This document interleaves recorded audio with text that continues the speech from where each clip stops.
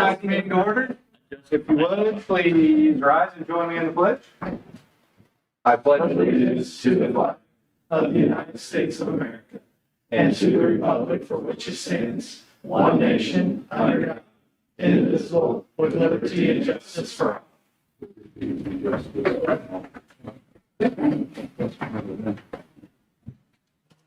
Pam, would you do a roll call, please? Mayor Klein. Here. Alderwoman Dobbs. Here. Alderman Fahey. Here.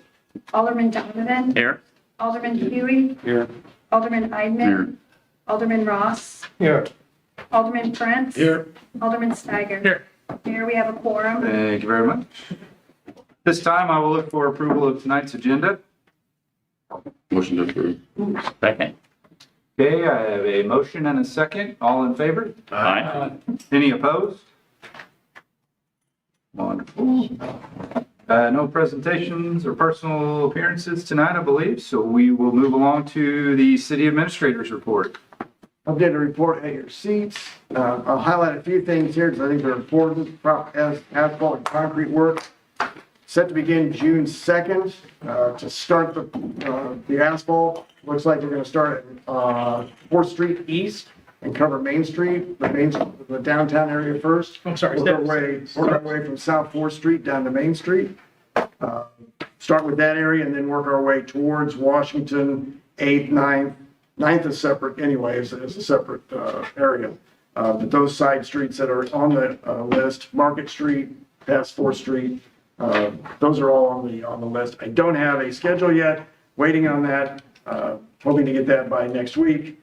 I've been reminding Cochran to get that to me. Once we get it, we'll put it on the website, get it out there, and we'll know more of what their schedule is, because they've been out marking. You've probably seen pink paint on a lot of the manholes and water valves. So that's what they're doing, is getting ready for that. And then concrete is going to be starting on Parkwood. I'm not sure if they're going to start at the intersection with 61 or if they're going to be in one of the, in Brookdale or along there, but that's the anticipation is that they're going to start right next to the highway to begin with. So look for that to begin soon. St. Genevieve National Historical Park, the Beauvais Emerald House is reopening Friday. So they've got a ceremony going on, or an open house kind of, between 3 and 6:30 with a world premiere of a movie at 6 p.m. So it's free and open to the public. Bring a chair if you're going to sit and watch the movie. So parking may be a little limited. You may have to park in Genevieve Park and walk up to the park itself, or up to the Beauvais Emerald House. Fire district met with their attorney last Wednesday. They invited members of the board, myself and Alderman Donovan and Alderman Steiger, to kind of discuss what they're looking at as in the creation of the fire district and how that would work with the city. We will bring that information to you on June 12th in a work session so that we can look at the equipment, what we're going to do with that, with the building and the property, and discuss that, and with the tax. So that would give us enough time. I believe their board was Sworn in last night. Yep. They had another meeting last night. They swore in their officers. They approved their bylaws. They appointed their chief and assistant chief, some of all the kind of cursory things that they needed to do. So they're looking for kind of what our stipulations will be. And one of the main things is if we can do that October 1st or September 30th, however you want to say that, because that'll give them, well, they're going out for bids for insurance and things like that. So if we could at least give them a tentative, if that September 30th, October 1st date will work, that's something that they would love to have from us sooner. Not necessarily the terms of how we're going to divvy everything up, but if we can have everything ready to go with that. So what we're looking at is funding from the Rural Fire Fund, supporting them for 3 months, which is not in our budget year, or it would be in the next new budget year. If we don't have to plan that, that would be great. Then we don't have to worry about putting that into our general fund budget. So that's something that we'll discuss at the June 12th meeting and see if we want to move forward with something along those lines. I've been contacted by Blake Snyder. Says he grew up here and moved away and would like propose a recreation of our city flag to bring a sense of pride to St. Genevieve and would like to open up a design contest. So I talked to Aaron about this a little bit, but we haven't talked a lot.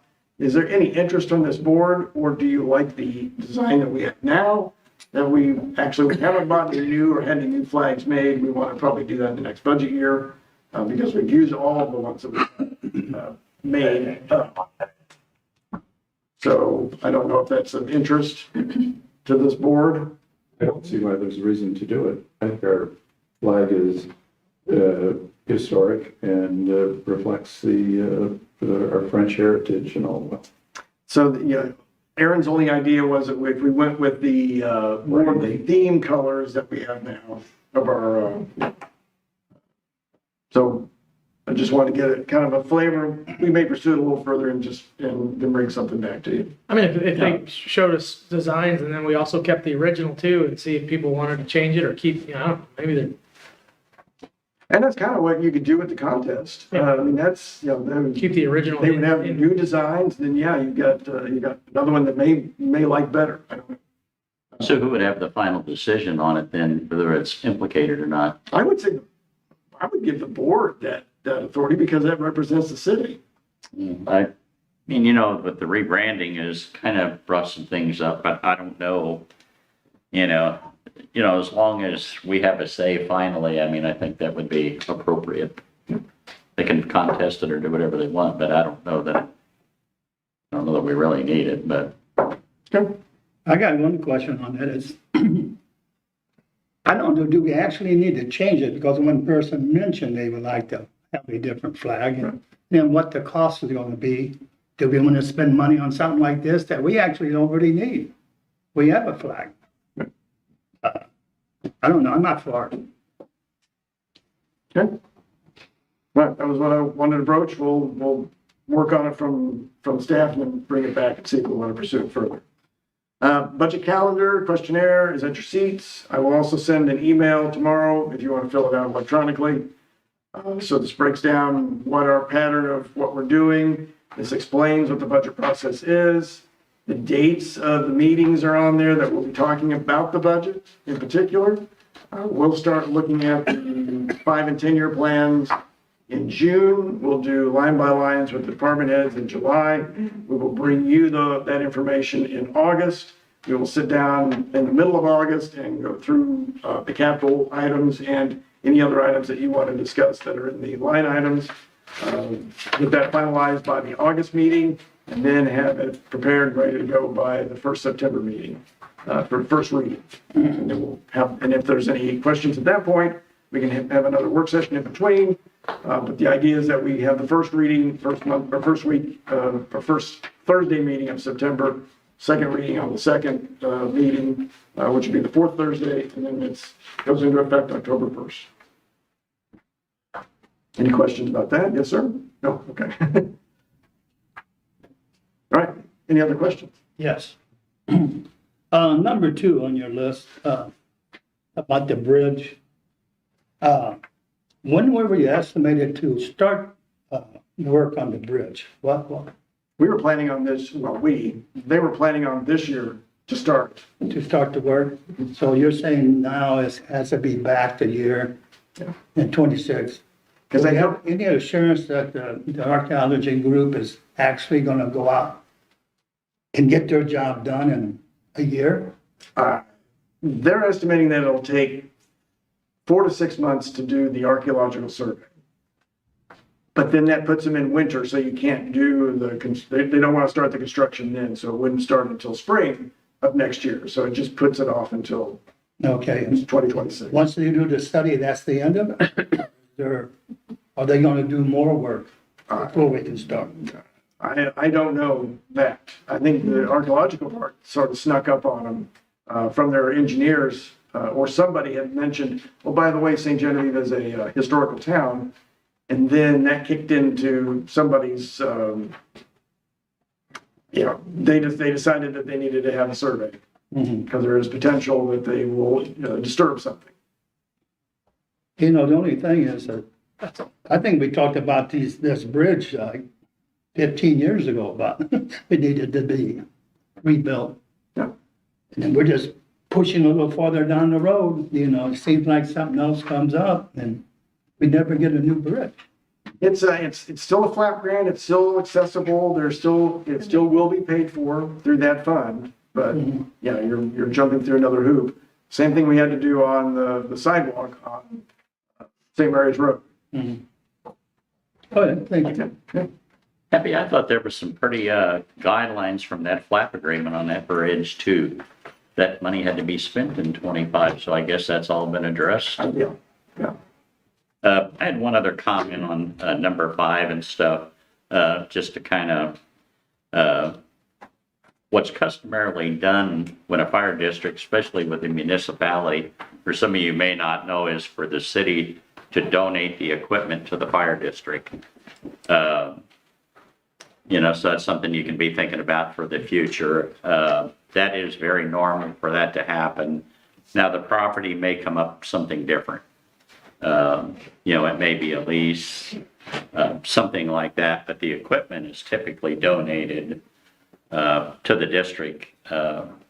So just be thinking about that for future because that's coming up here pretty quick.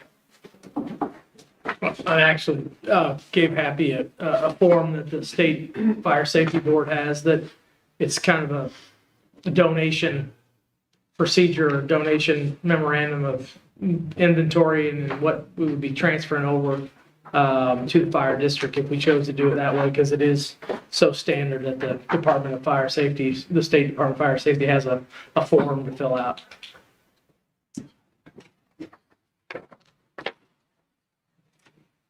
All right, any other questions regarding the city administrator's report? Okay. Thank you, Heather. At this time, we'll move along to staff reports. First up tonight, in Chief Alex Place, we have Corporal Radford. How's everybody doing tonight? Good. So first talk about our calls of service. As the weather gets warmer, call volume will be going up.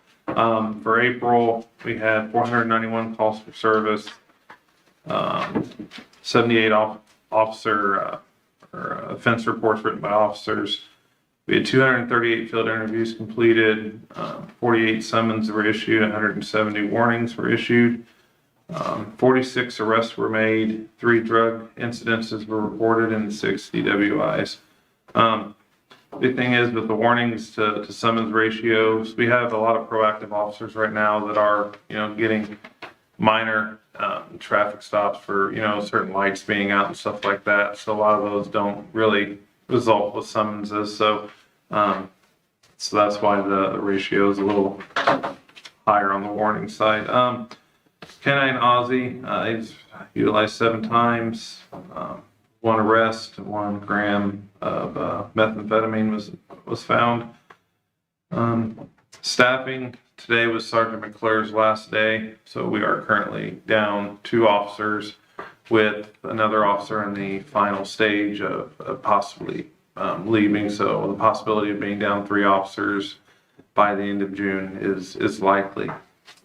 There are some academies that are graduating soon, so I believe our applications are out with them to try to get the staffing up to full staff. And with that, myself and Officer and Sarah did just complete field training, officer training. So now we have 3 field training officers within the police department. That'll definitely help with getting any new officers out there and fully trained faster. Officer Rourke attended the taser training, so we have somebody in-house now instead of having to send officers elsewhere, saving the PD and the city money with being able to train in-house with that. Officers conducted the TrueNarc training with the instrument that is housed at the sheriff's department, so we can do our own testing of any substances located on traffic stops or in any instances. In April, end of March into April, we conducted a DWI grant with that was given to us, in which we were able to have 6 DWI arrests for that grant, and also we had a $400 overtime grant for seatbelt enforcement that was completed in April as well. And also, again, we're continually gonna try to be using Facebook more, being able to get more stuff out there with officers and any major cases that come across our desk. Big thing was the Blue Shield designated city, and again, that's gonna open up, the possibility of $10 million worth of grants that the city can apply for and get stuff for the city that's gonna, again, benefit the officer safety and then again, also save the city money with that. So that's currently all we have. Are there any questions? I've noticed, and I guess maybe just with the weather and summer and stuff, seems like there's a lot more UTVs in town. I don't know where they're coming from, but I've kind of been watching a lot of them and I've not seen hardly any flags. Seen a lot of them missing slow-moving triangles. Okay. In fact, I seen a couple the other day had no lights, no nothing. Are we stopping a lot of those or checking? We are. I've increased it with being on my midnight shift. I've stopped a couple, and I'm like, are you guys aware of the ordinances for the UTVs? And they're like, well, I guess not. I'm like, and then I explained to them, and then I direct them to the city website so they can look up everything. But no, we are going to make sure that the ordinances are being followed for that.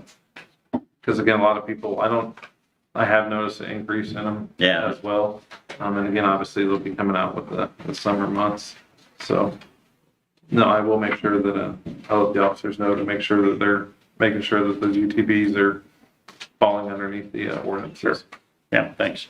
Do they have to register like golf carts, the UTVs? They don't have to register them, but they obviously have to fall within the ordinances of having insurance and seat belts and the triangle and stuff like that. As of right now, they aren't registered with the city or the police department. Because I have a golf cart and I had to register with the city. Got a number on my car. Yeah, we don't do it anymore It though. went through a safety, huh? Yeah, we don't do it anymore. Yeah. Yeah, we don't do it anymore? Yeah, we do. Last I knew, golf carts weren't allowed. Huh? Last I was aware, golf carts weren't allowed on the city streets. Yeah, they are. Yeah, Yeah, they are. Okay, well, again, then, so Yeah. I'm misinformed, and that's okay, so I'll make sure that, State streets and stuff, straight across, not be riding down. Yeah. But, yeah, there's an ordinance on it. So. Thank you. Any other questions for Corporal Bradford? I have a comment.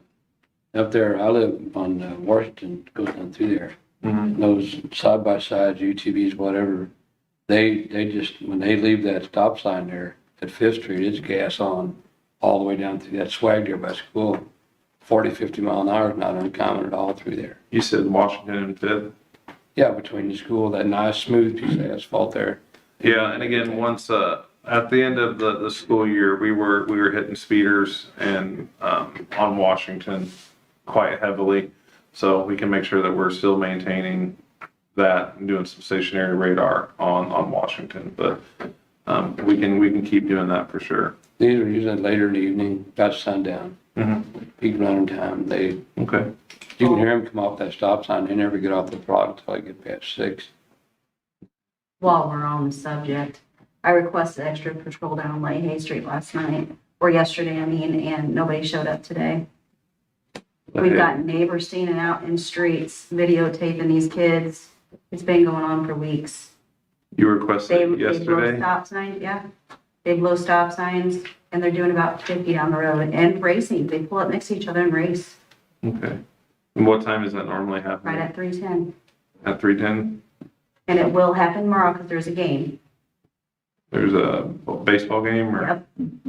Okay. It's a problem. Somebody's gonna get hurt. So with school not being in, you still think tomorrow, it'll be going on? School still? is in. They get out at 1. Yeah, So one it'll tomorrow. be just a little after 1, yeah. Okay. Good. They did it today. Do it every day. All right, well, I have that written down. I'll send out an email tonight because the other squad is coming on. So I'll send out a squad or email for day shift Thank you. tomorrow. I'm and sure I'll make everybody in the war will be happy. Okay, I'll make sure I'm doing that. I got that done for you. Anything else? Thank you. Next up tonight, we have Corey Litteris from Alliance Water. Is corporate rep going to stay for the first item on the work session? That Fifth Street speeding, while Sam was talking about that, Alderman's doing. I mean, that's fine. We got that topic for Fifth. Yeah, I saw that, I just finished this here. Good evening. You guys got my report there. A few other things to touch on. 3rd Street handrail, it is back up down there along the creek. Got that done today. We had to replace pretty much all the metal. We did 7 tons of asphalt this week. Did a couple of water main repairs, one on South Main, one on 5th Street, and 92 potholes, Rozier subdivision, Market, just kind of all around. The ones I reported on the pothole outline. We'll be doing another load of asphalt next week as well. Riverview Main Street, that ditch right there, when it started raining, it always flooded right there, that intersection. It's been a problem lately. We went down there and the railroad's property is silted down in front of that pipe. So that was the issue. And we spent the better part of the day down there, but it's open and we've had a few small rain events, but no water sitting. So we checked the other side of the pipe and it's open. So hopefully that issue is fixed. Did quite a bit of park cleanup, Valley Springs, Pinkley Park. Pinkley Park was really bad there, but we did mulching and painting at the Valley Springs for the parking lot. And then we did a pressure washing of the buildings, playground equipment, and the wood chips around everything. The epoxy for Valley Spring, that stormwater issue out there, it actually came in Tuesday. So weather permitting, we'll be out there next week doing that. And then panels will be removed once that's fixed, dirt be backfilled, and the street be poured back. I think we got 9 panels total that we're looking about replacing out there. So, and then hydrants are scheduled for delivery tomorrow. That'll be the one on Wilder Street. And then also the one for the relocation from 8th and Market to 7th and Market. But so they're on schedule to be delivered tomorrow. If anything changes, I'll let you know. But any other questions? I want to say thank you for Yep. putting up the task force down there. You're welcome. Well, the rest of that get done as well. So we kind of got stuck on that last time. We blew a hose in the skid steer. Should have mentioned that, but yeah. So I know that was a job. yeah. I'm gonna follow Amy there, and I want to thank you, the residents in Valley Spring and over at the Point Base. You guys did a really good job on Redwood. It's a lot easier to drive on. Yeah. It was a nightmare. Yes, absolutely. And also the filling in the potholes going into Valley Springs. Right. I know you looked at the concrete, and I've identified about 5 major potholes that need to be filled. Okay. But there's more than that. I just want to get to where one's filled. Okay. And you said you're coming next week to finish that up? Well, what we do is we thought we had, you familiar where Tom Carroll lives? Right in front of that yard was sinking. Well, the neighbor came out and said his yard is sinking. So we actually have 3 of them that were, when it was put in. Locked off there. Yeah, there's a mass in between the concrete and it all failed. So water's pouring in there and that's where all the dirt's going. But yeah, we have all the epoxy in now. So we'll get those filled and we'll take the vac truck out. You're gonna work on that. Yeah, and we'll take the vac truck out there and flood it and everything. So Good. Yeah. And I tell you what, Valley Spring looks really nice. yeah, thank You you. guys did a good job in the park. Thank you. All of them. Thank you. Thank you. Yes, sir. Corey also wanted to comment, the fire chief commented about the cooperation between Alliance and stuff. That was very welcome news. So appreciate what you guys have done to straighten up a long-standing issue there. Yeah, appreciate it. Thank you. The flapper valve down North Gabory Creek, Yes. I guess it's silting in or rocking in.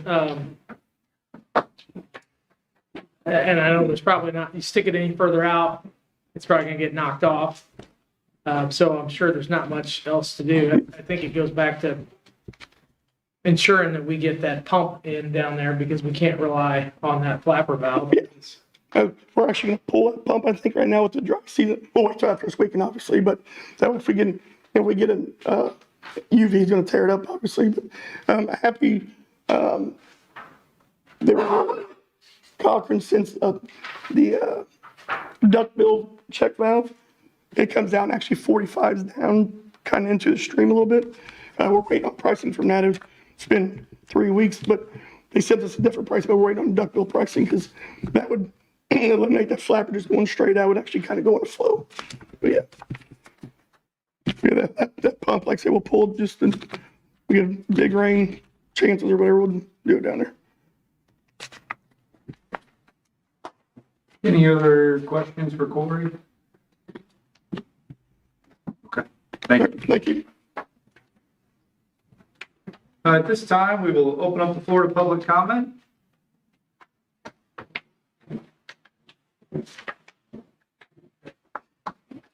Okay, if there's no public comment tonight, we will move along to tonight's consent agenda. Motion to approve. Second. Okay, I have a motion and a second. All in favor? Any opposed?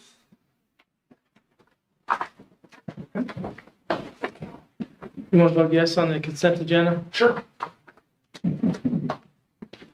Okay, we'll move along to some new business tonight. First up, we've got some quotes from Enterprise regarding some truck and police car replacement vehicles. You have the numbers in front of you from Enterprise. What we're looking at, and I know there's going to be some questions about this. The ordering for the Chevy Tahoe ends on May 27th, so that's next Tuesday.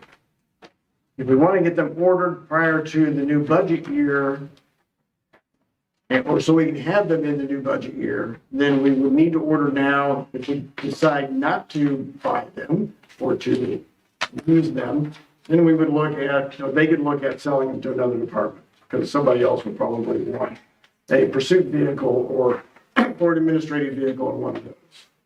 And that's one of the things that we're looking at is trying to order it now, get things set up with the upfitting, and then when the budget year gets here, we can look at it. We need to catch up. We've seen problems with the Durangos. And we need to catch up on the amount of vehicles that we've got. So we were looking at 4 of the Tahoes. That is the preference from the police chief. He'd rather go to those than the Dodges. Doesn't believe that the Dodges are holding up well. And they'll just do Tahoes instead of trucks. So they would go with those instead of a Chevy or Ford truck next time. The other parts of it are 3 trucks that we have budgeted this budget year. Again, the windows close Tuesday. And we're looking at 2 one-ton dump trucks with plows, and then 1 small truck as just it's for the water plant, for the errands that they run, that they have a vehicle to drive, to pick up parts, drop things off, go get, if they need lime or whatever chemicals they need, they can go pick those up. So that was in this year's budget that we're looking at. So those actually would be paid fully, which is why you see a higher amount on down payment than you do with the Tahoes. And the Tahoes would be a 5-year lease purchase arrangement with Enterprise. The stuff that we had talked about when we had the Enterprise, when we had Ryan here talking about how that arrangement works. The upfitters are a group called En Route. They're out of Ozark, Missouri, I believe, or Nixa. Anyway, they have a state cooperative purchasing program just like Enterprise, so they are we can sign up with them and have things upfitted without any issues because they have gone through the purchasing process. Happy, so the 3 one-tons, which ones are we actually replacing? So there's 2 one-tons. We have 1 in street and 1 in water that we're replacing, older ones, older vehicles. And how old are they? Or I don't have the number in front of me. I think it's 2008 and 2002. Okay. It'll be the red truck, and then also that white 2008 Chevy. right. Probably about used up. Yeah, that would have been sold pretty severe. Still look nice. Yeah. So hopefully we get a good resale value on this. So what we're looking for is, it's up to the board, if you want to approve these purchases, we will work on that tomorrow morning and get things going for next Tuesday. So with the luck we've had on the bigger trucks, I mean, you don't think these smaller trucks or something? We have one small truck that's what we have for water and sewer that actually is more administrative than. No, I mean, as far as the dump trucks and stuff, you know, we found those bigger dump trucks at a buy, but these are not something. What we've seen for Purple Wave is whenever somebody's got that kind of a truck out there, it's 100,000, 125,000 miles on it. Right. So we're a little hesitant to do that. With these one-ton pickups, we figure if we buy new, we'll have 2002, we can have another Right. 20 years. I was just curious if we had looked and if there was anything on there, or Yeah. I suspected that might be the, No, we looked and I'm not as comfortable with them as I am with the dump trucks.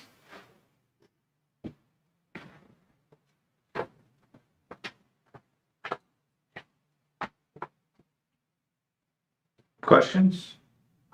Comments? I think it's something we probably need to look at seriously to get them replaced. But You need a voice Just- on? Yes, just seems like a lot all at once.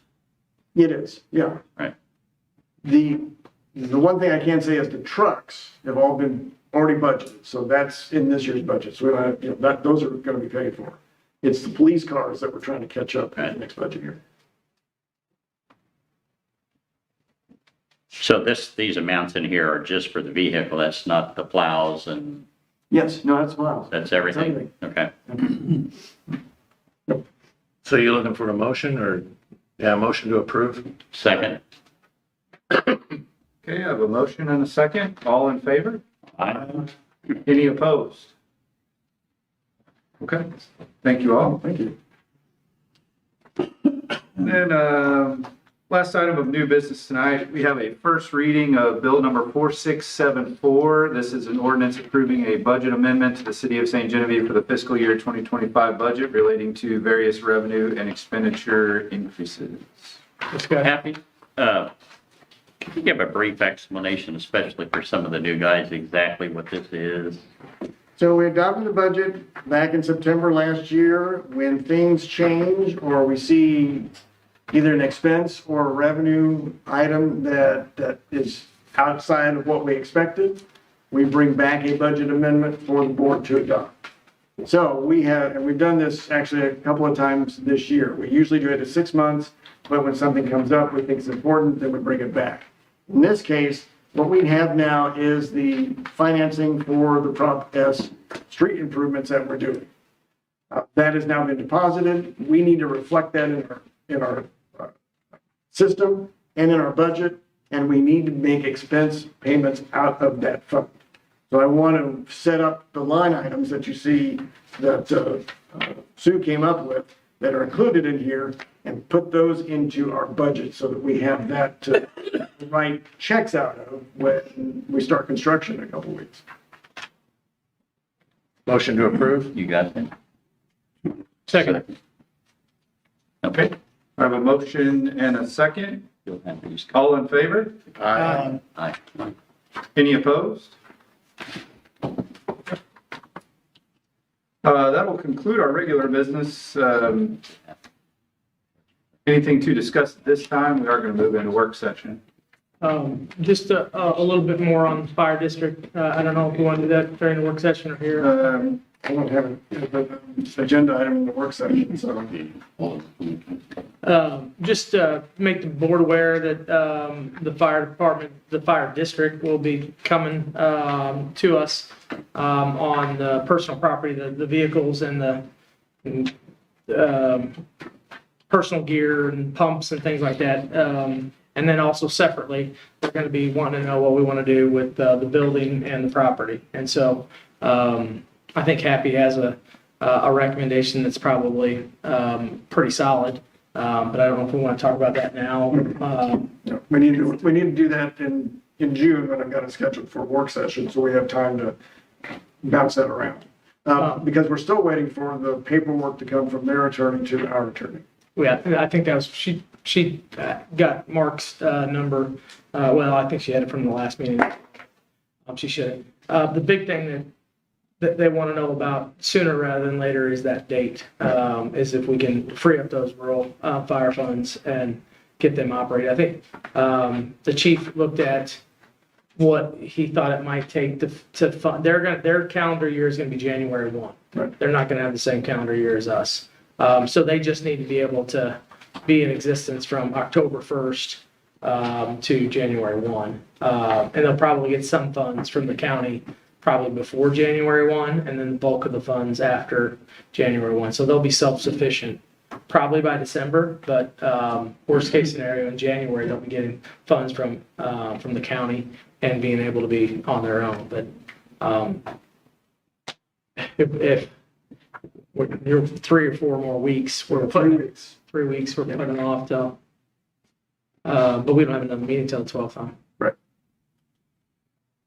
I mean, whenever we do that, how detailed do we have to get? I mean, do we have to name by vehicles, or do we There's a just place say? on there for VIN numbers and things like that. I'm Right. asking them for an inventory of all their equipment. Right. And I suspect they have that in their system, but the chief has not gotten that to me yet, but I Right. just asked yesterday, so. No. I'd like to talk about the board's input as far as setting policy. What is the correct procedure to start a policy from the board? Familiar with it? I'm not sure what the board would have to do if we want to change some policy.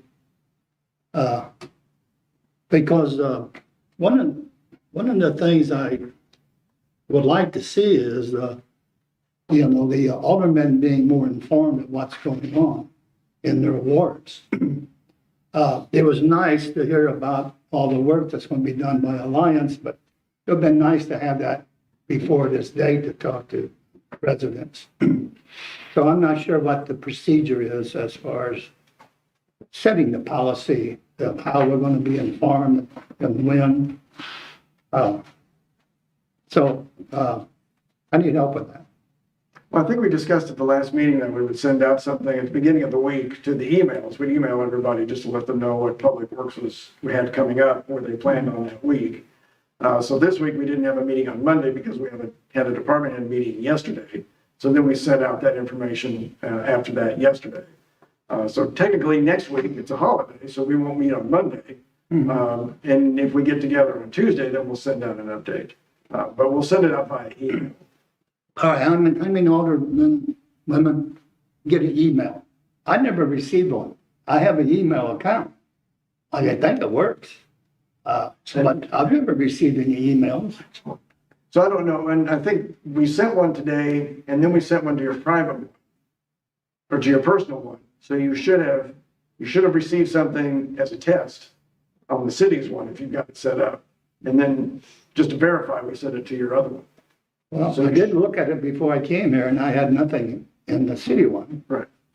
And I'm in trouble with my other one, but I think you've sent them out twice, 2 weeks? Yeah. I think I have received it. I've got one. Yeah, I have gotten, and it's not easy dealing with / to make sure your email is working properly. So once you get it working, maybe we can do some testing to see if you're not receiving stuff, and it might be our IT department, not necessarily, because it did come out to most, I think the board got the last 2 weeks.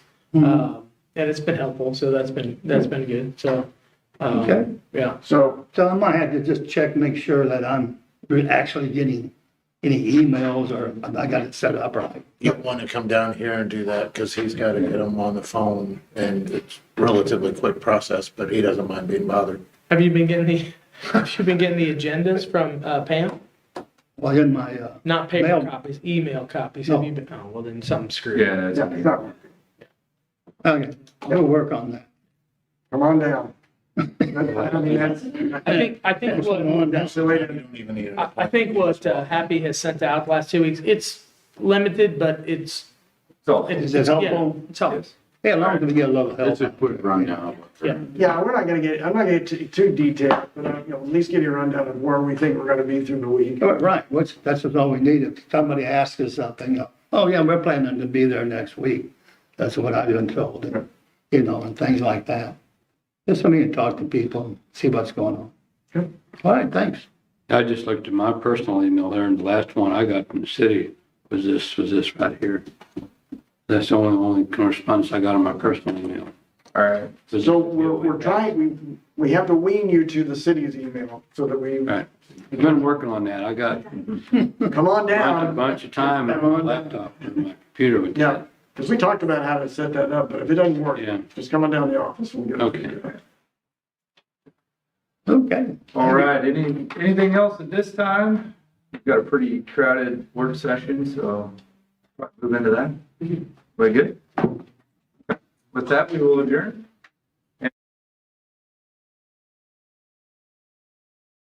Work session to order. At this time, we're looking for approval of tonight's agenda. Motion to approve. Second. I have a motion and a second. All in favor? Aye. Any opposed?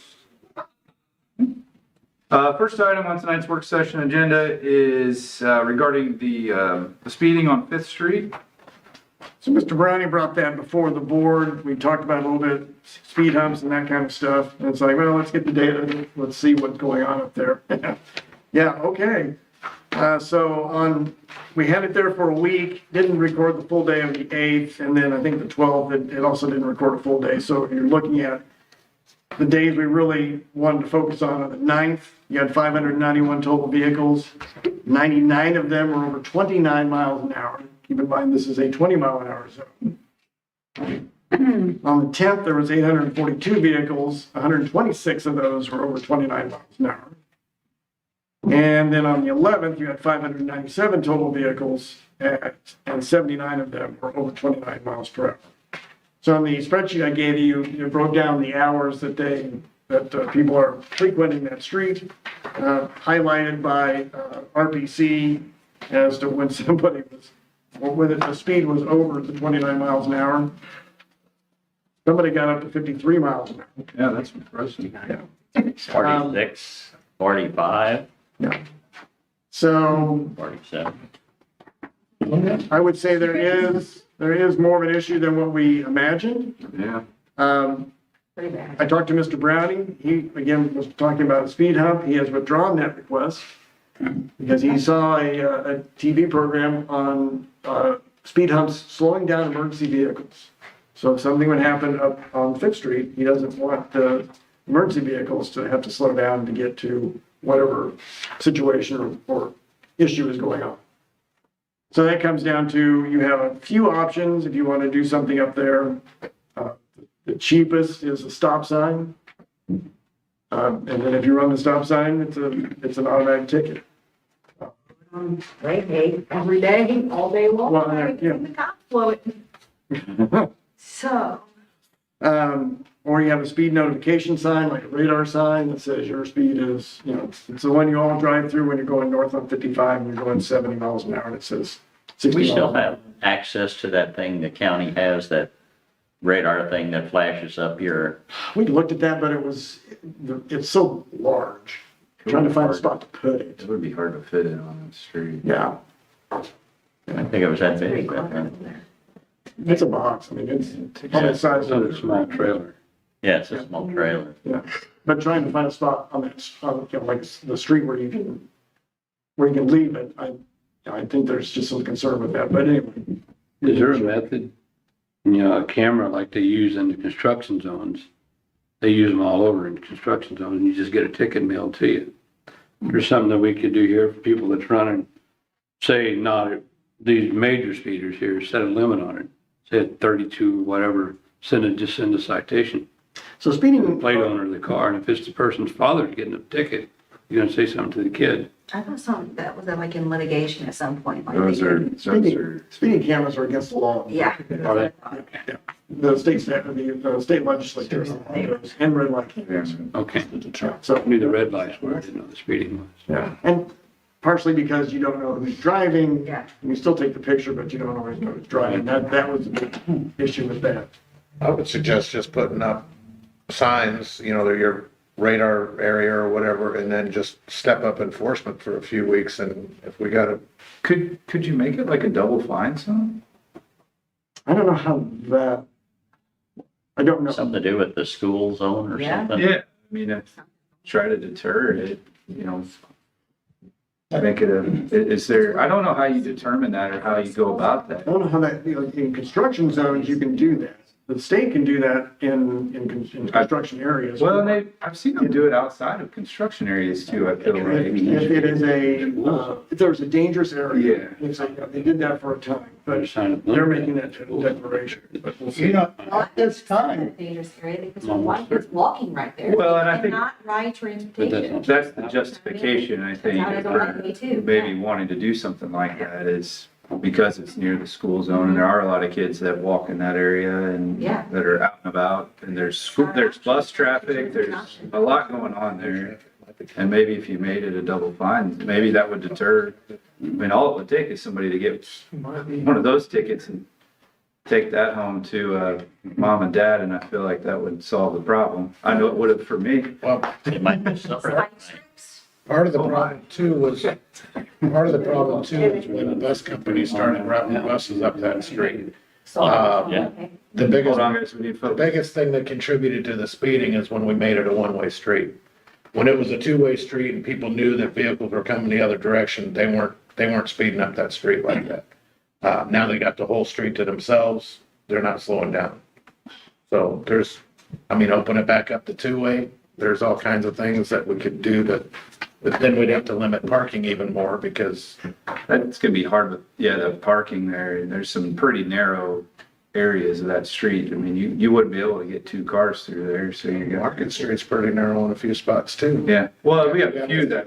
Yeah, I mean, you have to stop and wait and allow traffic to pass, but, I mean, that would slow them down. Wasn't that made a one-way street because of buses? It was made a one-way street due to school traffic. Yeah. I don't. They used to use Fourth Buses. Street up to Washington. They added the sidewalk, so that made it a little bit smaller, so now two-way traffic with buses and stuff. And I know a lot of tough. buses work that way too. Maybe. You want to try a temporary stop sign for a month to see, it won't do much good now because school's gonna be out, and I bet you a lot of that was school traffic, but. it's not gonna be an issue coming up, but the school's gonna be out. We say between 7 and 8 is when all this is going on. It's kids going to school. If there's no school, they're not gonna be driving over there. It's parents too. We got to. Well, yeah, they're going to the school to get, if the kids are not there, School goes back in not August. gonna be an issue right now. Maybe do a temporary stop sign in August for a month and see how it works, and No, I think. Try a couple of different things and just see what Do we- sticks. we'll just Yeah, you keep wanna it ask slow Mark down. about- They didn't know stop signs, they didn't know what Increase in happened, they didn't know all this. I think that's a really good idea. You're not gonna. And we're looking at this probably, Stop sign. we're kind of testing it now, and I almost got hit there by a young kid. Guys, That blew the focus, hey, stop sign. hey, focus discussion real quick, all right? so, Let's keep the discussion limited to with the whole room, okay? so we wanted to see what the numbers were while school was on. We're at the end of school, but we need to make a plan as to what we want to do when school starts. So this is the first of it. If we want to do a stop sign there to stop people, that's, that may slow them down some, but then they speed up again. It's usually just a temporary type of. I was saying, well, Sam and I were in the car and the kid blew the stop sign there on Jefferson. He almost hit me in the side. They're gonna ignore the stop signs, they're gonna ignore anything you got up there. If they're gonna speed, they're gonna speed. And, I'm not really sure how much an impact would have on emergency vehicles if there's, one Speed up. speed hump. We put I mean, one they there. get held up in traffic, they get held up in other things. Going over a speed bump, I'm not really sure how much an impact that would have. I'm not for putting speed bumps on city streets, because if we start doing that, I know there's 3 of them in my neighborhood that want them on some of our streets. I know Valley Springs wants them out there, a couple of people have said something. That's a road we just don't want to go down. But we're only focusing on Fifth Street right now. I guarantee you, once Ninth Street is repaved or redone, that's gonna become a drag strip as well. So we need, Chief Halleck and his department to help us to come up with a solution to both of those problems, even though one of them's not a problem yet, but it's gonna be. But we heard tonight that we're gonna be less policemen.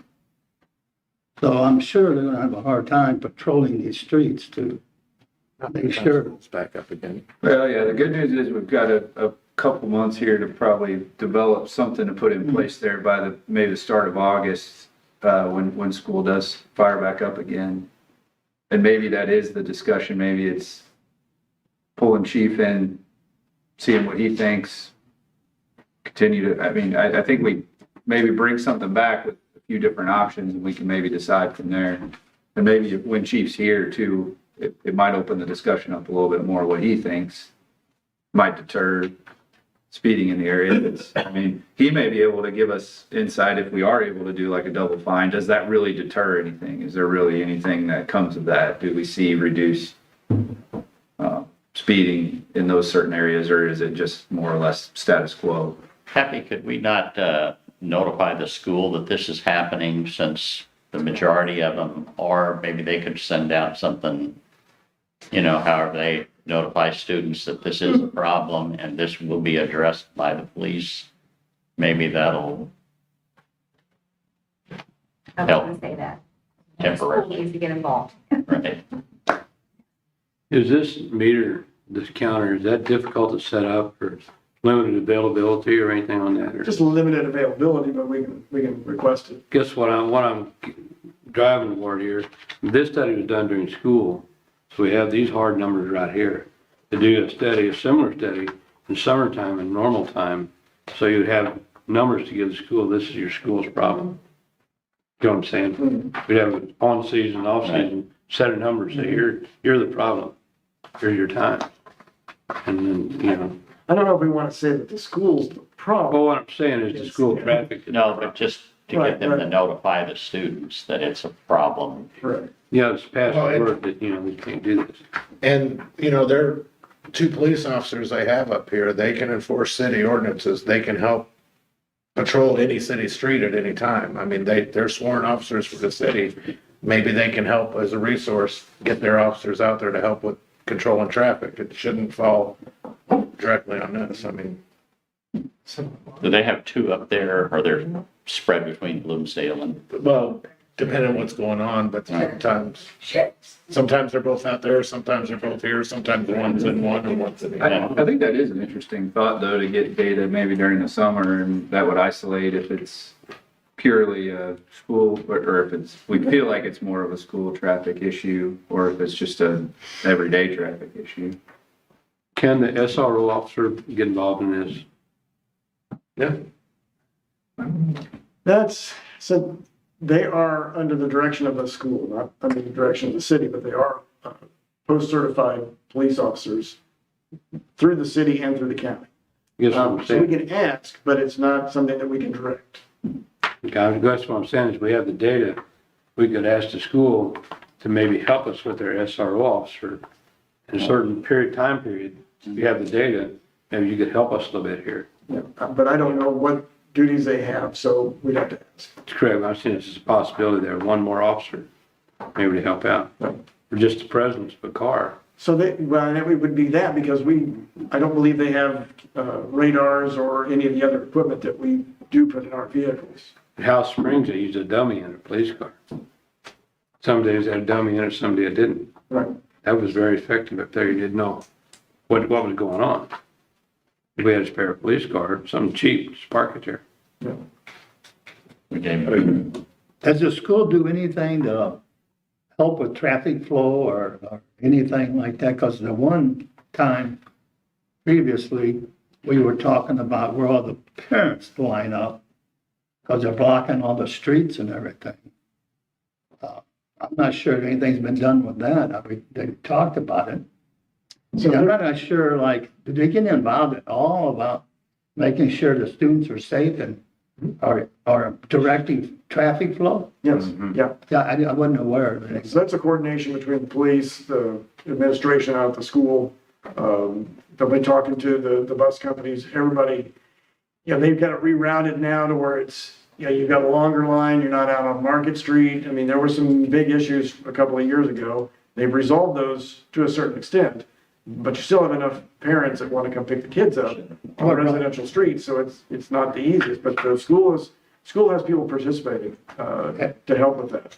Okay, has the school said anything about directing the traffic behind the school or anything, lining up people over there? And I'm not sure what they could do to fix the problem with all the people parking down. When you've got multiple groups that you have to look at, like you've got kindergartners, but you also have high school students, because they're the ones that are parked in back. You've got the school buses coming in. So this is the latest iteration that we have coordinated with the police department, the school, to try to get traffic to move a little smoother. I think it's worked out decently. Oh, yeah? If you ever have to pick a child up there, it's very well coordinated and it runs very smoothly. Okay, good. I'm glad that's working out. After they leave the school, whenever the high school kids get off the ground is when it's raises on. The race is on. Raises on. So are we okay with continuing this discussion with Chief Halleck? I do like the suggestion of maybe doing some additional, getting some additional data during the summer hours, summer days when school's not in session, just to see if that really is more of the problem than anything else. I think that's a good idea. It's a good start. And then we can, do we want to look at, and you'll ask about a double fine and what other maybe kind of enforcement we could potentially put in that area? We just take an ordinance for the board to pass. Yeah. We'll find out. Okay.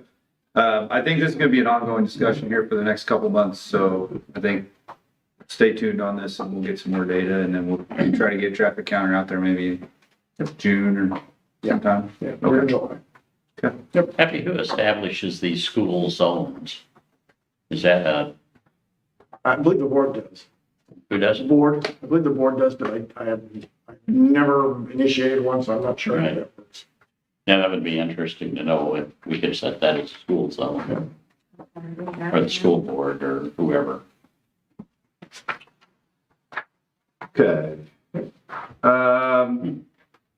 Okay, well, let's move along to work session item number 2, and this is in regards to, I think there were some questions regarding some nuisance ordinances and nuisance violations from the last meeting. Is that correct? Or maybe a couple meetings. Couple meetings ago.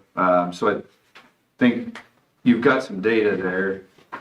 You want to try to, or maybe expand on what I'm saying? So at each of your spots, I also laid some additional data on research from other cities. You go up to the podium, so. Research from other cities and Missouri Municipal League. You have those at your seats with the pertinent parts highlighted. You don't certainly have to read it all, but the sections that cover this first portion of what we're going to talk about is residential lots with numerous vehicles on them. And by vehicles, I mean trailer, car, truck, not bikes, things like that, RVs, UTVs. So pretty much all of those cities, some of those are surrounding, some are within the state, some are out of state, boil down to those 5 ways to restrict parking. So no parking within the front yard, no parking on lawns at all, limits on recreational equipment parking, parking on approved surfaces only, or there are municipalities out there that require you to use your garage space to park within. So those are the 5 bullet points you have there. I've reached out to Mr. Bishop about the possibility of using zoning as a parking restriction. Zoning requires, so parking is an accessory use to a residential lot. You're obviously allowed to park, and we require a minimum number of parking spots. I don't know that we could provide a maximum number of parking spots. So he's going to do some research there. So if you have any questions on those 5 bullet points, I can try and answer them. But what I'm kind of looking for is if you wish to pursue this. In 2019, we proposed an ordinance that limited the number of vehicles total with some exceptions. I mean, it's not like we were going to go around if somebody was having a reunion or a graduation party or something like that. But it failed for lack of a second motion. Yes, sir. Do we give any timeline as far as somebody's car broke down?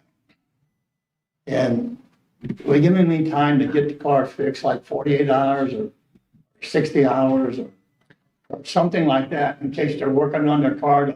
Yes, I think that's a separate issue than what we're discussing tonight. But yes, you have 14 days to fix a broken down vehicle on your property. If it's in the street, you have 48 hours. Oh, okay.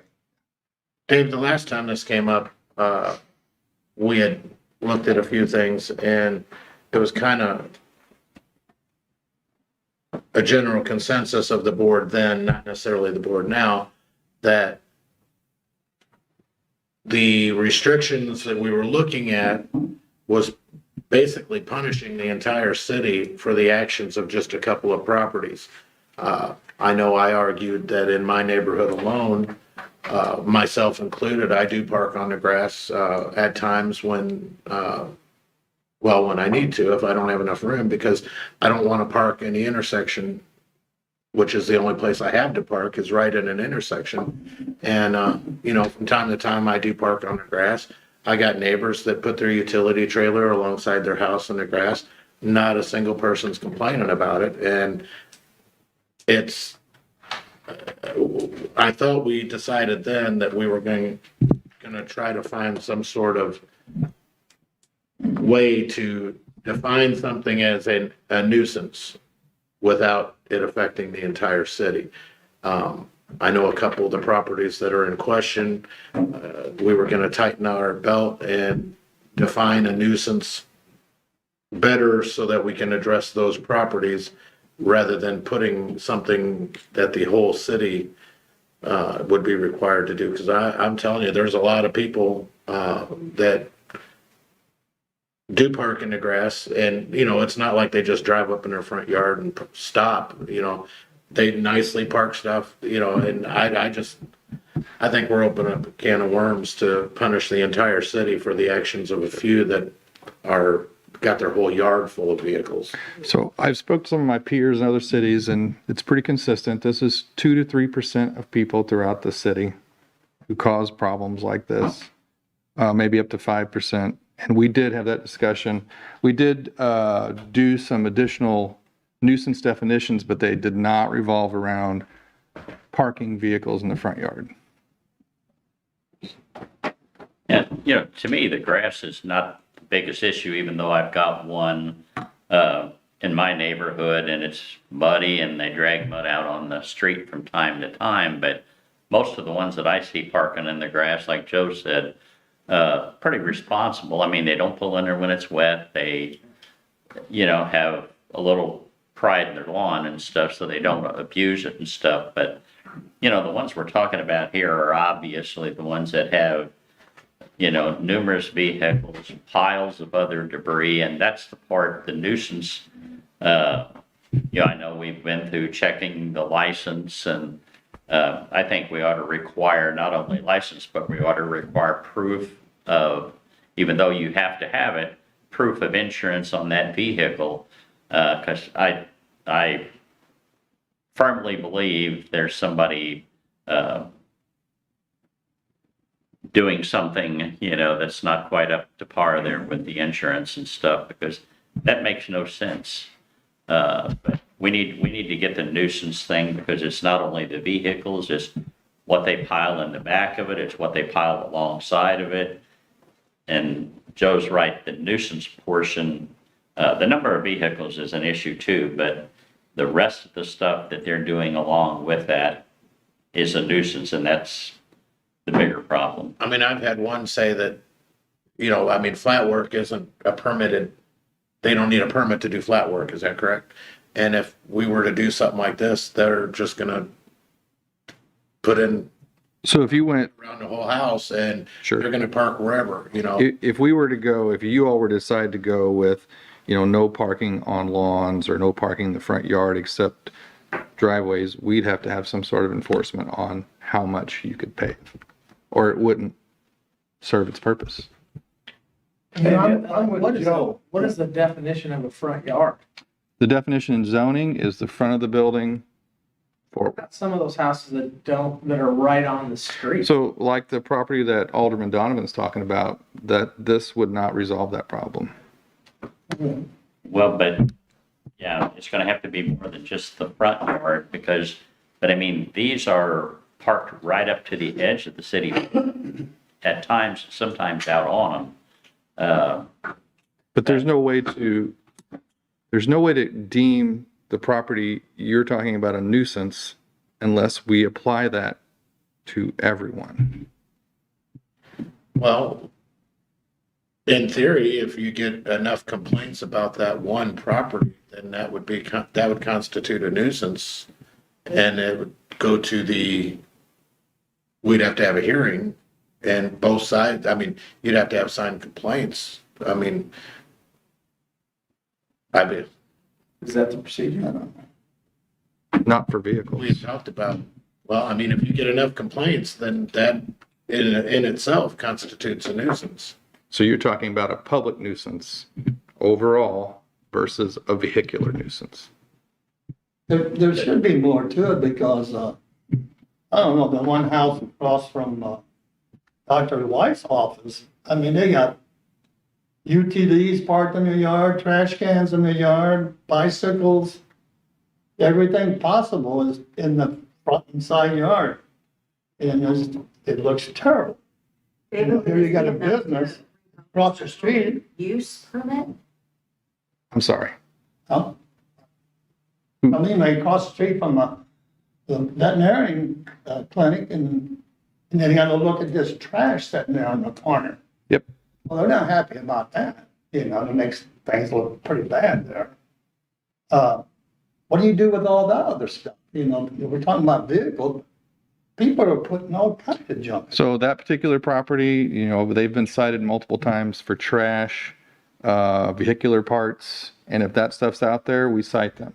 But, Today, again, it's spilled onto the street. so we can cite them, Well, they- but not the UTVs parked in the front yard or the bikes or the four-wheelers or the trash cans. I mean, if you put a trash can out the street and you leave it, that's a city violation, but if you pull it back into the, Flop in the front yard, but those are the. ones That's a we prime get. example of the We 2 to get the whole 3%. city, but- and unfortunately, that's a high exposure one.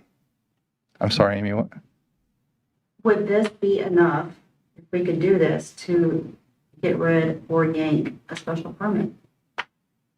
So I have asked that of our attorney, and, there would have to be additional violations beyond the number of vehicles for, if it's a particular special use permit, that was a blanket special use permit. So what would need to be done? To do what? To yank the special use permit? I mean, we shouldn't be doing anything, but if he has multiple other violations and this body wants to pursue yanking his special use permit, I think that would be a legal question for our city attorney. Does the gentleman in question have a special use permit for that property? Are we talking about North Main? Yes, his a That blanket. North Main, no, the other one. 9th Street, No, he just parks vehicles there. parked vehicle, okay.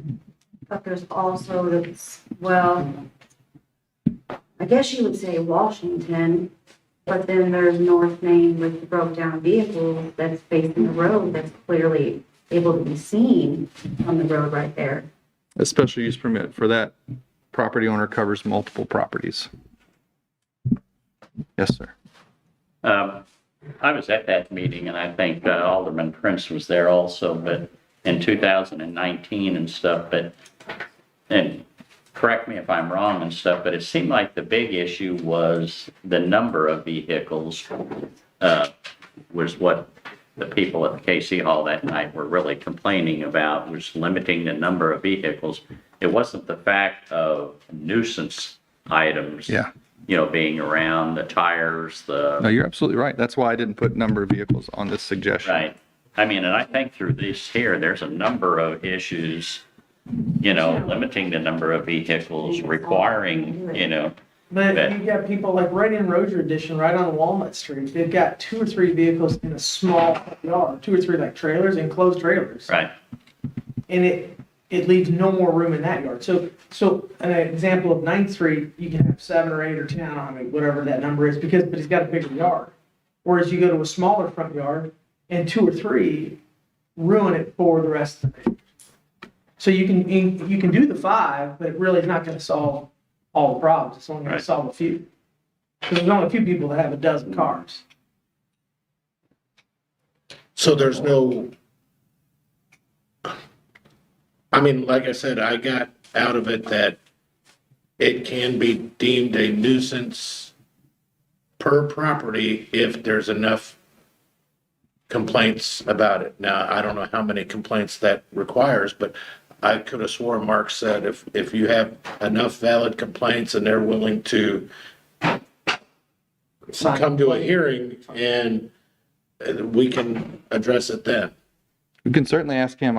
I just haven't. I don't remember exactly. I just haven't gone down that road. The only things we brought to hearing are buildings that are deteriorating, so this body can deem that building a public nuisance, and then we can go down the path of abating that building. Never large amounts of vehicles.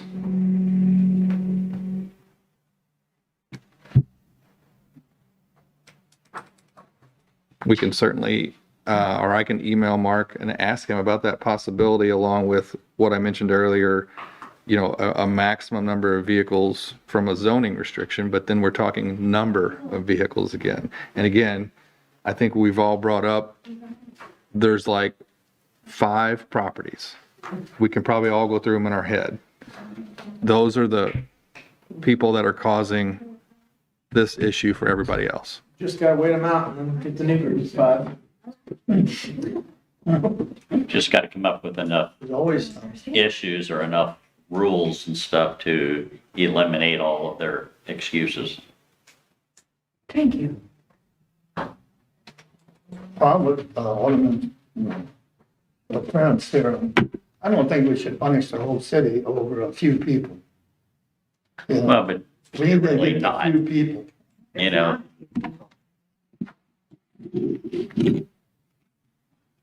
There's only 2 that I can think of that would be affected by this 5. One on North Main and the one on 9th. Problem, I'm There's- hearing one. We can't have more. So, so I don't think the 5 rules that really we really want to go after 2 people for 2, I don't agree with the 5 rule, I, but I think something definitely. What's it? Vehicles that are broke Oh, down I- and tore apart. 7. But that's not what we're discussing. I know. If you have a neighbor that has a broke down vehicle or a vehicle tore apart and they not in an enclosed space and they don't get it taken care of within 14 days, we can cite them. I usually give them a notice first, or if it's on the street, the police would give them a chance to get rid of it. Dave, on your nuisance fines here, non-vegetation and stuff, I thought this was going to cover a little broader area other than just vegetation and stuff, but, This doesn't cover vegetation. repeat. Everything besides vegetation. Right. So when a person is notified that they violated a city ordinance, how many times are we going to let them go? I don't believe we do let them go. Pardon me? I don't believe we do let them go. Well, we're, the one particular one that I've been in touch with you, that's the trash containers. We've had contact them numerous times. At what point are we gonna say that's enough wasted time on our part? I know we sent an officer out. Correct. I don't know what happened out of that and stuff, but it'd be nice, I think, to have a firm policy that says 2 warnings or 3 warnings or whatever the number is, and then the next time you're ticketed for the same thing. If this body wants to pursue that, I will. My goal is always abatement. Right? So sometimes a phone call and a letter produce abatement. This person is a frequent offender. The third time that you reached out, we sent an officer. The officer, I think, gave him a day and he took care of it. I realize he continues to do it though. All right. I'll keep an eye on it. Thank you. So on the nuisance fines, non-vegetation. So these are all those other things, whether they be junk, vehicles. You can see there, we had this discussion when we transferred to court in 2018. And at that point, our city prosecutor and the judge agreed on a fine schedule. I met with the judge again. He believes the fine schedule is good and comparable to other cities, and that the fines that are assessed are suitable for the violations. And of course, I talked with Jeremy Brower, our city prosecutor, in some instances up on Maple, where there is a frequent offender, different one. Right. That gentleman was fined $500. But the fines do tend to fall between $50 and $75. Part of that problem there has been eliminated, the cemetery, but I was up there yesterday posting on the door, and I noticed a lot of stuff was gone. yep. So Any who downgrades the fine then? Nobody downgrades it. The judge decided. 500 and went down to 50 to 70. No. The gentleman that we were talking about was a frequent offender of junk and vehicles. And so the city prosecutor asked for a heavier fine and received it. That he has a $500 Okay, so fine. we got to pay 500. Correct. Oh, okay. But most cases are going to fall in the $50 to $100 range. Yes, sir.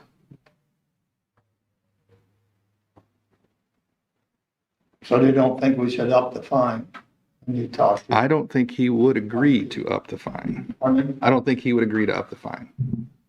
I think he would agree on a case-by-case basis to consider a stronger fine. Okay. Yeah.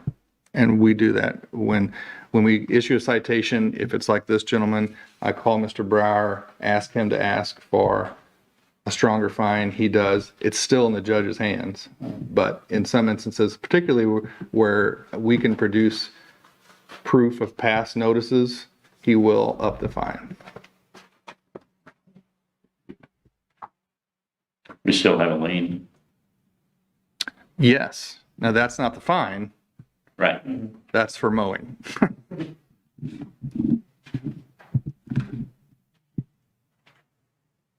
I can reach out to Mr. Bishop about the previous topic and see what he says. But I don't think the fines are going to be able to be adjusted. I think he's already adjusting them in court as he sees fit.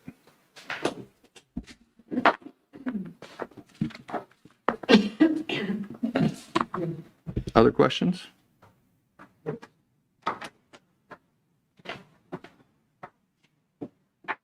You charge a fee if they go over 6 vehicles?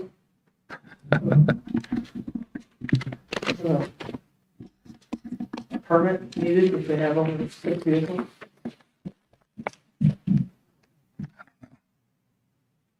So I'm not hearing any clear-cut direction here, I guess.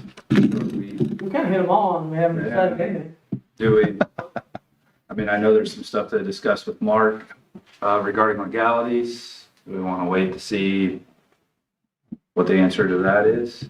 I mean, this is a good start. No, I agree that that's helpful. I'm actually, St. Charles was relatively lax. I was kind of surprised in that. I figured they'd have more ordinance. It's odd now when I travel, Yeah, I will look at other cities and be like, oh, they have the same problems we have. yeah.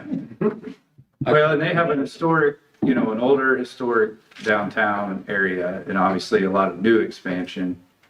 But I would have thought they might have had stricter controls on that kind of stuff. Yeah. That was just a little surprising. Yeah. I think tonight was a good start and I'm looking forward to talking about it more. Deal. I'm kind of with Bob on this, on the insurance thing. You know, a license plate's one thing, but insurance, that gets very expensive on that many cars. And the gentleman in question, I don't know that he's got pockets deep enough to. You should have to have 15 insurance cars, you know. to get the plate. If those plates come back to that VIN. They do. We checked them all. Did the insurance come back to him? We don't check the insurance, but he should have to have insurance to get the plate. License. Well, I understand that, but the DMV could run out a plate and tell if the insurance card was presented. Well, we don't have the capability, the police do though. And, Well, that's what I'm going after. Would be Yeah. a way indirectly to checking it. we ran all those plates. They all came back to the right vehicle except for one, and that was fixed within a week.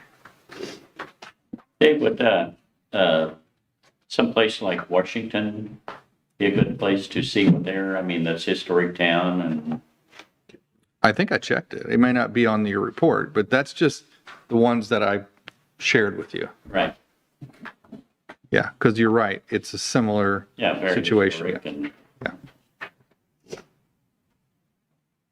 Okay. Great. Thank you for all the info, David. Appreciate it. Okay. Work session item number 3. This is in regards to a kind of a backup text email system. I think we uncovered some, maybe a little bit of issues if we had a power outage or a situation where we didn't have internet, or was it? Everything. It was everything to get out emergency notifications to the public and to the subscribed users. So I think Alderman Steiger brought up a pretty good point of trying to figure out a way for us to push that information out in case, you know, there was no power here at City Hall, or there was no opportunity to get because that's the only way right now to get that out, correct? Right. So, Because it's on the desktop. But power was out at the house, power was out here. Spectrum was out, so it didn't matter if power had been on, because we wouldn't have been able to send it out by on the internet. So the question was, can we set something up with a hotspot? And try to get on the cell system and put that information out. That's the only other system that we didn't have a connection to. And we can work on that. We're still limited in, you know, we've got the generator on the police side. We'd have to move equipment over to connect it and get it going, but we can look at trying to set up one of the desktops as with one of our cell phones as a hotspot. And then we would be able to send out those text messages, because we would then be on, if we can get on the internet. If the cell system's out, then we'd have the water anyway.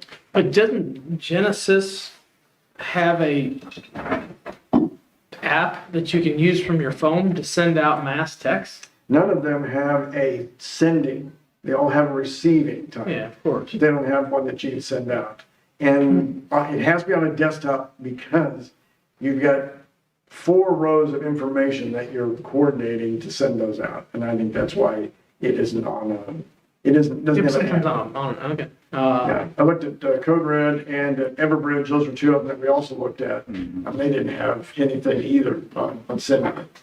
Well, it wouldn't be that hard to at least have a laptop connected to a generator with a cellular hotspot. I mean, T-Mobile makes those little hotspots. If we need to have one on hand, or if you can use your cell phone as a hotspot. I mean, if we have 257 people, we can say, hey, don't come down here because there's no firehouse left. If there is no city hall left, you know, emergency storm centers are set up here. There's water here. I mean, you know, we need to have some cellular system set up that we can at least try to reach those 257 people. So when the power goes out here, Because then they'll, it's shut down? Is that right? I'm sorry? When the power goes out here in City Hall, they have no power to send anything out? We're not set up with the police department that does have a backup generator. So we have battery backups, and that's it. It was out so long that night, everything had died by the time I got to City Hall. But you wouldn't have been able to do it anyway because Charter was also out. So even if you could have powered up your laptop with a generator, it wouldn't matter because, so we need the cellular network, not AT&T or Spectrum or any of the wire-based Right, systems. we need some, Most of your cellular. that's a backup, we need something. No, mine was fine. I mean, those towers are out far enough that you can, bounce off those towers. Cellular was still fine. Well, people are on Facebook saying how, can you believe what's happening? So, I mean, Those are, most of the cell towers, all the cell towers I know of are on backup generators. So, we just didn't have any way to connect because we didn't have spectrum. And they were out themselves. I mean, even if we had power, we could not have gotten the signal or gotten anything out. I mean, I think if we need to purchase somebody a data package for a couple of the city phones or a hotspot for a couple of the workers to have at their house, to be able to use it. I mean, I know they're $40 or $50 a month, but having one or two of those Right. so that we can have at least a cellular option Emergency option. or emergency option, however you want to call Right. it. Right. And you just have to have your username and password to be able to get into the system. And, somebody can set that up at home. How many people have Genesis access? How many people can send out emergency messages? There's 4 of us, 5 of us. Yeah.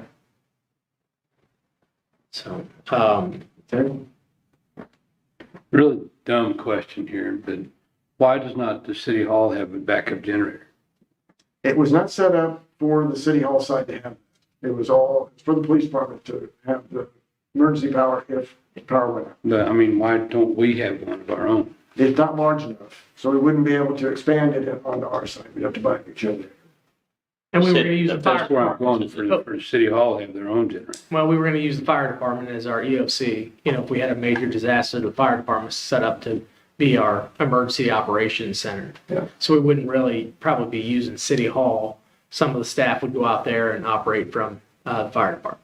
Well, there again, as you just said then, what's your problem you've got here? If the fire department has got the capability of handling an emergency, why doesn't somebody contact them to send out the necessary thing? So they aren't, Staff 24. yeah. They don't have, they're not part of the Genesis system, so we have not set them up with it. That would be the next step. It's a decent option to consider that, I think. Or at least just drive over there. Yeah. Use their electric, but they wouldn't have the same, well, until we have the cell option. They had the same problem we did. They didn't have internet because Spectrum, because they're on the same system we are. Maybe we need to get some sort of a dialect between you two. If this happens, that we could go over there and we're prepared. Because probably there's going to be somebody there if you got a storm going on. There's somebody going to be there on standby, I'm sure. There was that night, yeah, because it was lit up. It was the only building in my neighborhood that was lit up. Just discuss that option. Can we come over there, expect this, I mean, facilitate this maneuver? It'll be a cooperative agreement because now we'll be working with the fire district, but I don't think they'll have an issue with that. We just have to have the equipment that Alderman Steiger's asking for. Yeah, we give it the tools and put them there, I think, yeah. So do we stand to lose any data with just battery backup on our computers if we don't have an emergency backup system? We don't lose any information. Now it stops running, but it's already backed up online. Right, to the cloud. Wherever the cloud is. Well, I see two issues there. One is that if the power goes off, we have nothing here. And the other issue is what Alderman, Joe was talking about. You need a different ways to communicate besides Spectrum. Because if they're down, I know I sat there, I have a Generac? A generator? Yeah, that's what I have. And it kicks right in, we got power, we have no problem with that. We watch TV and stuff, and I know how it feels to be the only house with lights on in the neighborhood. All the neighbors look at me. But, yeah, we need to, I guess, expand it a little more and make sure that we can cover both areas. And I don't know, the generator is needed to give power. You're gonna need some power here, and then go to another provider. Do we need power here for a short-term emergency? Do we need to buy a generator for City Hall if we can use the fire department? No. I'm asking. I All right. mean, Or on the other side of the hallway. 'Cause we have- Well, let's go over there, yeah. Yeah, so we have access to that. there's 257 we have signed up now. Are we sending anything to KSGM and J98 and Radio stations. radio stations? Whatnot? They're on they're in the system, on the Genesis system. Yeah. And that, by the way, it's 260. We have 3 more people sign up. He's helping you out. I'm sorry. So we have 3 more people sign up. That number has increased quite a bit, though, just from a few months ago. So that is the marketing that we did. Yeah. And we started attaching it with our weather information that we put on Facebook. Yeah. So- 257 is not horrible. I mean, they're going to get it to 3. They're going to send it to 3 other people too. And so all of a sudden, if there's 1,000 homes in St. Genevieve, you're going to get pretty close to 1,000 homes. Yeah, and it's only one person from the household that's probably signing up out of this in most cases. We have a server here for City Hall, right? Would it really cost that much to have the server room at least attached to the generator? Instead of powering all of City Hall, at least get the server room on so that our server stays up and running? It's just gonna be the cost of getting that line run over here from the other side of the building. I wouldn't think that'd be that much. It'd be cheaper than a generator, but at least our server should be on some sort of generator. I would think. I mean, laptops have batteries. You can probably get by for a couple hours. Well, we never imagined a 5-hour power outage. It doesn't happen often, yeah. Right, you know, and with a But I 20-minute mean, still- backup, it usually works pretty well, but yeah. I would think our server room should at least be on emergency. Which ours is not. The police department is. So that one is on the generator. So we could have connected with, on that side, we could have connected with Spectrum if they'd had power, but they were out like all the residents. Yeah. Well, but then your PCs would also have to have power too. So just having the server backed up with a generator would be nice, but your computers would also have to have power too. We'd have to walk in here and plug it in. Yeah. But that would still You keep do. the phones running though. Yeah. Because the phones go through the server, so. Yeah, the phones would have been up, but everything else was, had run out of energy. Okay, so we'll work on the cell idea and however that works, And then- either laptop or cell phone hotspot. And then probably a further discussion with the fire department, Yeah. as we kind of work through the other pieces of that, transition. Okay, thank you for checking on that. Happy? No, it was Alderman Steiger's idea, and we don't follow through. Yep, that was a good idea. Okay, everybody good there? Yep. Okay, and just to preface, we do not have anything for number 5, so, we're still waiting on that agreement. So number 4, last agenda item for tonight, and that is, the Parkland REDI. There's a cooperative economic development group, and I guess we're being asked to pay the full bill. So we're anticipating that possibility because of the county and their budget restrictions. So we're just trying to gauge if the board wants to be a part of that, to pay the full freight possibly. Our cost, the full cost is $51,53.88. So that's $12,88.48 per quarter. At this point, we're paying half of that, so it's $2,200 and change. How long have we been part of this? I mean, we're always a part of it, but we started paying last year when the county didn't want to, and then we decided to sign up, and then they jumped in before the issue with the taxes. So for the last year, we've been paying half and half. But we've always been a part of Parkland REDI. It's just that now they've hired an economic development director that we're helping fund.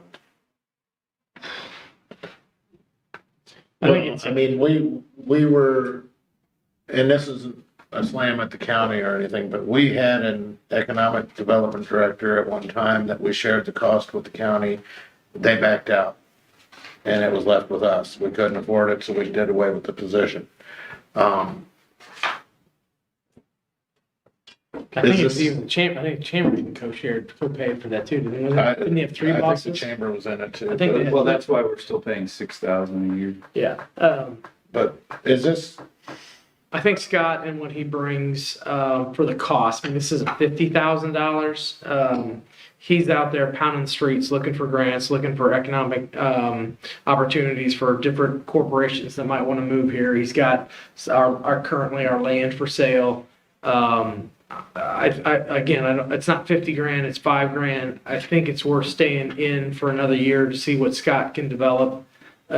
We need any type of economic development engine that we can to get started here, and for the cost of the $5,000, having us as a paying member and having him looking for us and having his ear to the ground for us is big compared to not having somebody. I mean, what kind of opportunities are we missing out? Do they, and I think it's a. So you're asking to pay the whole thing? Yeah, absolutely. I really. Yeah, I don't know if I agree with that and stuff, because it seems like we get asked, we're asked on this bridge out here to pick up the difference from 700 and some thousand to $1 million now. Well, not officially, but we were kind of, Yeah, we were asked, they came to the meeting and asked us to, But they've been trying to be partner with us on Progress Parkway, and some of the other projects too. So I think the county has been a good partner on a lot of this. I think this last 6 months has decimated some of their opportunities to help us and move forward. So I think they're really on their heels trying to figure out their budget going forward. So not that we're in a great financial situation, but we're in a lot better situation than the county is as a whole. And I think this would be smart for us to step up in this small little part here. But what has been accomplished with them? Can we name anything that he has brought into the city? Not for St. John County yet, but we've only been a member for a couple years with this when they reformed this as Parkland REDI. He's done a couple things for Perry County, and over, I think, I Iron. think Madison County got. Maybe Madison County, yeah. So, St. Francis County. He attends the state economic development meetings. He has contacts in the state. So he's got more background than any of us do, but he was also the economic development director for Perry County. So he established those contacts that we don't have. Well, I'm and you gotta think kind of too. curious of where he's gonna establish something, Progress Parkway was made for all this industry. That's gonna bring all these jobs in. You can see where that turned Right. out. So what is he gonna bring in? A company? Where are they gonna go? I don't know. I mean, I wanna see something that got produced in the last few years that we've been using. So we have had a few, sorry to cut you off, Abby, we have had a few requests that have come in, they've funneled through the IDC more recently for tracts of ground for potential industry. Okay. And they were in scramble mode to try to get to, one, identify particular areas that are property owners that may have property suitable for that. We thought that eventually this could maybe be a catch-all for all those properties that were identified to put them out there for potential development. That has been discussed at the IDC level to utilize it. You were at that meeting too. Okay. And we had to scramble, the IDC scrambled to get an answer in 48 hours of a company it was a Fortune 50 company that wanted to put a facility here, and they had certain amount of acreage they wanted, area, they had certain parameters, and the IDC went around calling to try to identify potential suitors for it. Whereas this, and you see our property listed on that second page there, if we got a little more cooperation with some of these property owners, we could maybe put a few more robust listings out there. Because right now, that's the only thing I believe that we actively list. But I know that out of that situation, the discussion furthered at the IDC meeting about potentially utilizing this site more to identify those properties and have them available so that there wouldn't be a kind of a scramble there to try to get opportunities that may go to somewhere else that utilizing this a little better. So it could be a utilization thing, not so much it could fall on us in the county that we're not utilizing it to its fullest extent. I guess is the long way of saying that. But we have seen some growth happen in Madison County. There was the facility in Fredericktown that had the huge fire. And I would be willing to bet that Parkland REDI had something to do with that facility going there, because it was far removed from where their original facility was in, like Granite City, Illinois. So it was far removed from where they usually were, or where they had set up headquarters. Another one that I turned Scott onto was a potential port customer. We got it to him and SEMA Regional Planning a little too late to kind of looks after the port. I think they're going to end up choosing Kimmswick, but there was an opportunity where we didn't really have a good person yet identified to kind of handle something, because that was way outside of my scope of trying to find somebody that had access to a port and all that. And so that was another one where we're going to try to use Scott with Parkland REDI and SEMA Regional. And it was probably too little too late, but it was somebody that was a resource that we could have used had we found out about it sooner. So there are people out there with those opportunities. I mean, I'm not against this whole thing. I don't like stuff keep getting dumped in our lap, but, our portion of it, I definitely don't have a problem with. But I guess the problem I kind of have is, granted the county was helping out and us. Well, there's 2 other municipalities in this county that are contributing, and they may benefit from the county portion of this too, but yet, we're being asked to pay a portion, but those 2 other municipalities aren't. Granted, one of them probably can't, but the other one I would think should be able to help out with something.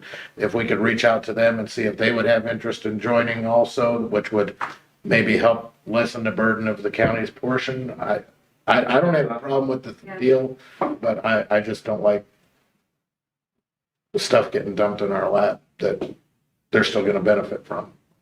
Alderman Dobson. Yeah, I agree with you, Joe. But I also agree with Joe. I think that we should try at least one more year, because with everything developing up there, you don't know where it could take us. You don't know what they could bring to the table.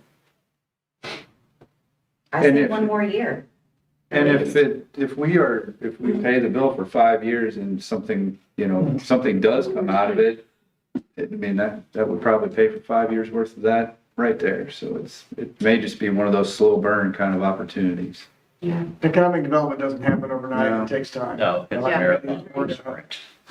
And what you see of this is just a portion. There's a second sheet that lists access to electric and rail and streets, and it's all sorts of data that the developers want.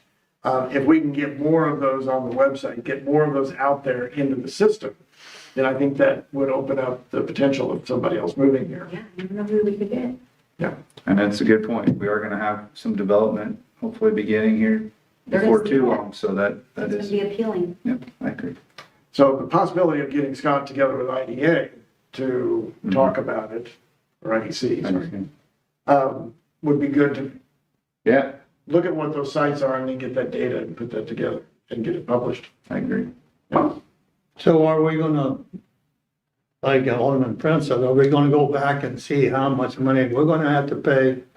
And I agree with Alderman Steiger that I think we should try them a couple more years and see what comes up and see if we get our money's worth. So we've got another month or so we could reach out to Bloomsdale. I assume that's where you're going with that. Well, yeah, but there's also other, Well, the county may also decide to pay half. well, granted, why is this just a city, county, or municipality? There's some other major players that this could benefit why is it just on the governments to fund this instead of I don't even know who offhand, but somebody else that may benefit, like Chamber of Commerce, IDC. I mean, there's a lot of different entities that this could affect, and I don't know, just, I'm not against it, and I'll vote for if we end up doing it. I'm just throwing out ideas out there that we should look at other funding. Also, not just pick up the tab. I mean, if we have to pick up the tab, I'll vote for it, but let's try to find additional help to help us with, I mean, we should all, as a community, city, county, should be in this together instead of it just falling on the county and us. There's so many entities that would benefit from this. Let's see if any of them had an interest in helping. You know, I mean, sure, the county's struggling, but, you know, we all are at some point, so. Well, we want to look at the input and know what to budget for the next year, so. All right. Okay. Did you get all the answer you want out of that? or- Clear as mud. Okay. We're good. No, all good points. Good discussion. Okay, so like I said, number 5, that'll have to wait for the next meeting, hopefully. We do have an extra week in between meetings, so that should give them ample time to get back to us to digest whatever they present to us, and then hopefully bring something back to the board. Along those lines, our next meeting is June 12th, I believe. I will not be here. Alderman Steiger, President Stein. President of the Board of Aldermen Steiger, you will need to run the meeting in my absence if you would be so kind. I will be on vacation. Can you get in the appropriate name June 12th. those days? So I'll let you sing. A President Steiger name. Is name plaque to reflect that? Yes. Yep. I mean, it can be a paper one, like. And then, one last thing to discuss. A few meetings ago, Alderman Fahey brought up the idea of us doing a recognition, an award. Just, I think it would be maybe on an annual or semi-annual basis to a member or members of the community that have invested and or, you know, have, I don't know, how would you like me to describe this? Significant contribution There you to go. improving life in the city. Sure. Could be financial investment, but it could be just community. Could be service, anything and tourism, being a good neighbor, whatever. Okay. But if you have more than 5 cars in your yard, I'm not gonna vote for it. Okay. Fair enough. Trash can. Oh, I do believe, we'd like to set a timeline, I think, to maybe award the first person. Would you like to do that in June? Would you like to do that at a specific event? Is there in your mind, what's your thinking? I guess I think we should do it sooner rather than later. And I think annual isn't enough. I think we should do it Quarterly or- We have quarterly, yeah. Couldn't we sponsor something at the gala thing that? Chamber? Is it the Chamber Gala that, and then we have like the city would like to recognize so-and-so at this time, or even at the King's Ball or something like that? Rather than have a special opening ceremonies at Jerdafet, maybe? We could probably find several times to do it throughout the year. We'd probably get, if we wanted to award it quarterly, I think you could probably find an event every quarter that would probably be worthy of, you know, giving out the award at that event, assuming we can get the recipients there. I think yours was more, you wanted to recognize them as the board or at a board meeting. At a board meeting, televised, for people who don't watch the TV.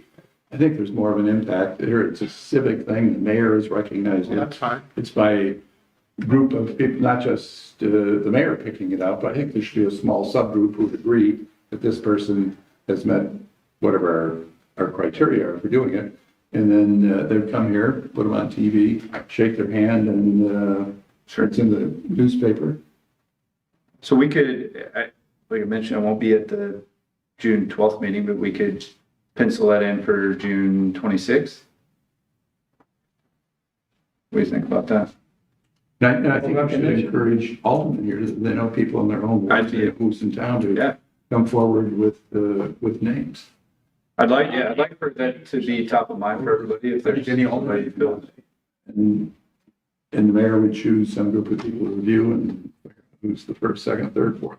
I think the more we give out, the better. It's free and encourages people who kind of working along, not very recognized. Now, you might incorporate that with the chamber, Gail, and say this is the ones who won the award for this year.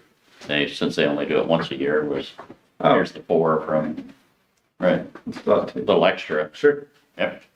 Okay, so I think the idea is we'll award our first one June 26th, so at the second meeting in June, and then we'll get with the board ahead of time to and please, if you would like to nominate somebody, please let me know, or anybody know. Are we gonna do criteria that, it's not like any one of us, or, I mean, this is just regular townspeople that Just regular old Joes.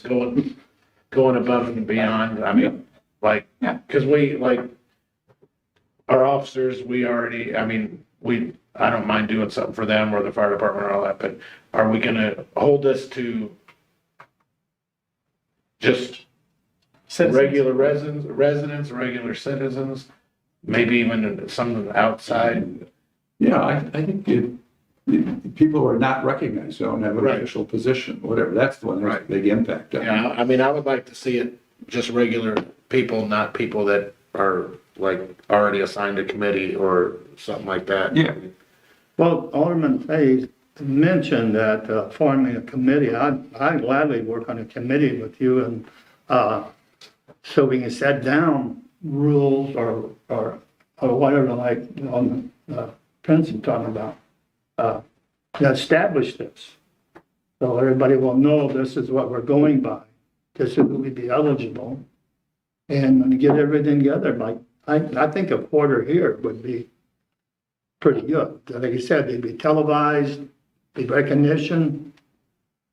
And I don't know if they got paid their way to go to the chambers thing, but, or we would pay it or what to be there. Let's say average citizen says, okay, I seen somebody do this. Are we gonna open this up to allow residents to nominate people? I mean, I think that would be. No, I'd like to keep it to just the board.